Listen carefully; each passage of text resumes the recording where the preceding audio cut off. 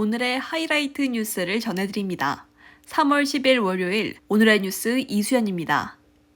여야가 10일 국정협의회를 열어 민생 추가 경정 예산과 국민연금 모수 개혁을 논의했지만 30분 만에 파행했습니다. 권성동 국민의힘 원내대표와 박찬대 더불어민주당 원내대표를 포함해 원내 수석 부대표, 정책위의장은 오후 3시 30분부터 우원식 국회의장 주재로 국정협의회를 진행했습니다.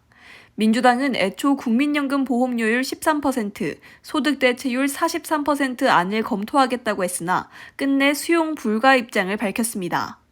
박형수 국민의힘 원내수석 부대표는 회의를 마친 후 민주당이 연금 개혁 문제를 완전히 원점으로 되돌렸기 때문에 추경에 대한 부분도 논의할 수 없는 상황이라며 파행 이유를 전했습니다.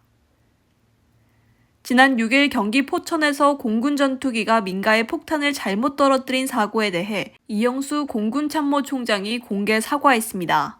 이 총장은 10일 용산 국방부청사에서 머리 숙여 사과드린다며 뼈를 깎는 각오로 잘못된 관행을 바로잡겠다고 말했습니다.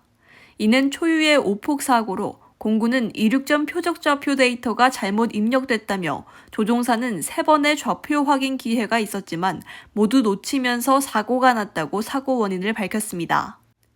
앞서 지난 실사격 훈련에 참가한 공군의 KF-162대가 실수로 민가에 폭탄 8발을 투하해 29명의 부상자가 발생한 바 있습니다. 홈플러스는 회생채권이 승인됐다며 소상공인 영세업자 인건비성 회생채권을 우선적으로 지급하고 대기업 채권도 분할 상환할 예정이라고 밝혔습니다. 회생채권은 회생 절차가 개시되기 20일 이전에 발생한 채권으로 지급을 위해선 법원의 승인이 필요한데 사전에 법원에 신청했던 회생채권 변제 허가 신청이 지난 7일 승인된 겁니다. 홈플러스는 대금 정산 지연으로 인해 협력사가 긴급자금 대출을 받을 경우 이자도 지급할 것이라며 오는 14일까지 상세대금 지급 계획을 수립해 각 협력업체와 소통할 계획이라고 전했습니다. 북한이 10일 오후 1시 50분쯤 서해 방향으로 탄도미사일 여러 발을 발사했습니다.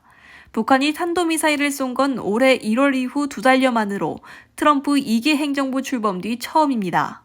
한미 연합훈련 첫날 비판 담화와 함께 탄도미사일까지 발사하면서 도발 수위를 높이려는 것으로 분석됩니다.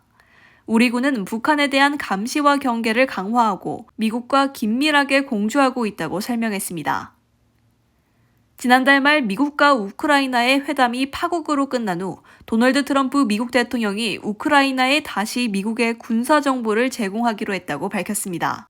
또한 트럼프 대통령은 우크라이나가 광물 협정에도 서명할 것으로 전망했습니다. 다만 무기 지원에 대해선 언급하지 않았습니다. 한편 미국과 우크라이나는 현지 시간 10일부터 사우디아라비아에서 우크라이나 전쟁 종식 방안과 광물 협정에 대한 장관급 회담을 가질 예정입니다. 뉴스를 마칩니다. 고맙습니다.